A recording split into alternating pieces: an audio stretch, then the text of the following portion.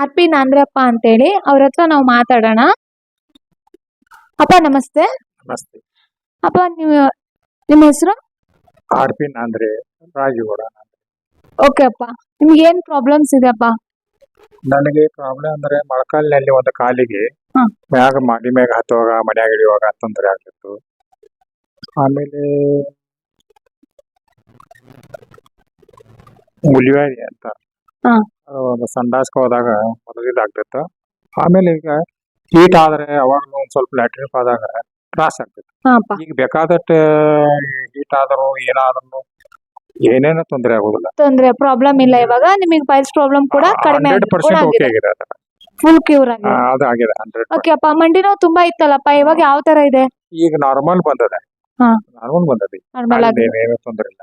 ಮೆಟ್ಲೆಲ್ಲ ಹತ್ಲಿಕ್ಕೆ ಆಗ್ತಿದ್ಯಪ್ಪ? ಆಗ್ತದೆ. ಮೊದ್ಲು ಹತ್ತತಾ ಇರ್ಲಿಲ್ಲ, ಮೊದಲು ಹತ್ತಕ್ಕೆ ತೊಂದರೆ ಆಗ್ತದೆ. ತೊಂದ್ರೆ ಆಗ್ತಿತ್ತು.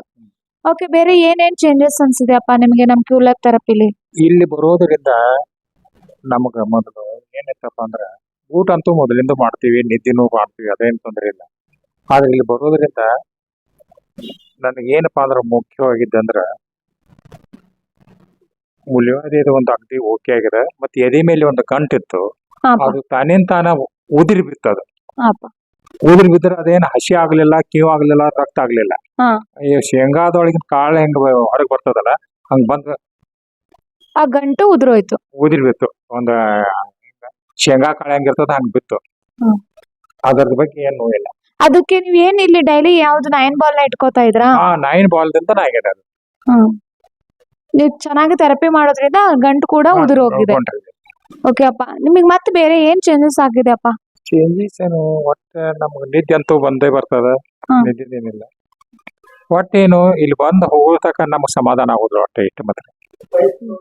ಹಾ, ಅದೇ ಆಗಿದೆ. ಹೇಳಿ, ಪೈಲ್ಸ್ ಪ್ರಾಬ್ಲಮ್ ಗುಣ ಆಗಿದೆ? ಆಗಿದೆ, 100% ಆಗಿದೆ. ಅಂದ್ರ ಈಗ ನಾನು ಊಟ ಒಂದ್ 2 ದಿವಸ ಮಾಡ್ಲಿಲ್ಲ, ಏನ್ರ ಇದ್ ಮಾಡಿದ್ರೆ ಹೀಟ್ ಆಯ್ತು ಅಂತ ಹೇಳಿ ಲ್ಯಾಟ್ರಿನ್ ಗಟ್ಟಿ ಆದ್ರ ತ್ರಾಸ ಆಗ್ತದೆ. ಈಗ ಏನೇನು ಇಲ್ಲ, ಅದ್ರ ಬಗ್ಗೆ ಏನು ಒಂದಿಟ್ಟು ಇಲ್ಲ, ನೋವು ಆಗಲ್ಲ ಇವಾಗ? ಏನೇನೇನು. ಓಕೆ, ಈಗೆಲ್ಲ ಮೆಟ್ಲೆಲ್ಲ ಹತ್ತುತ್ತಿದ್ದೀರಾ, ಓಡಾಡ್ತಿದ್ದೀರಪ್ಪ? ಮೆಟ್ಲೆಲ್ಲ ಹತ್ತೋದು ಓಡಾಡೋದೆಲ್ಲ ಮಾಡ್ತಿದ್ದೀರಾ? ಹೋಗ್ತೀವಿ ಬರ್ತೀವಿ, ಏನ್ ತೊಂದ್ರೆ ಇಲ್ಲ. ವೇಟ್ ಏನಾದ್ರು ಚೇಂಜಸ್ ಆಗಿದೆಯಪ್ಪ?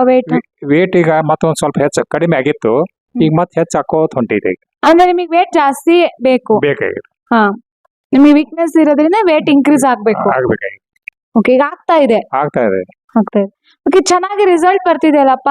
ರಿಸಲ್ಟ್ ಸನ್ಯಾಗ ಬರ್ತಾ ಇದೆ. ಯಾರ್ಯಾರು ಬರ್ತಿದ್ದೀರಾ ಥೆರಪಿಗೆ? ನಮ್ಮ ಮನ್ಯಾನವರು ಫ್ಯಾಮಿಲಿ ಬರ್ತಾರ, ನಾನ್ ಬರ್ತೇನೆ, ನಮ್ಮ ಮಗಳು ಬರ್ತಿದ್ರು ಒಮ್ಮೆ. ಅದ್ರ ಬೇರೆ ಕಡೆ ಅವ್ರಿಗಂತೂ ಬೇಕಾಗಿದೆ, ಆದ್ರೆ ಬೇರೆಯವ್ರಾಗಿರೋದ್ರಿಂದ ಅವ್ರಿಗೆ ಅನುಕೂಲ ಆಗ್ತಾ ಇಲ್ಲ. ಓಕೆ, ಚೆನ್ನಾಗಿ ರಿಸಲ್ಟ್ ಬರ್ತಾ ಇದೆ ಅಲ್ವಾ? 100ಕ್ಕೆ 100.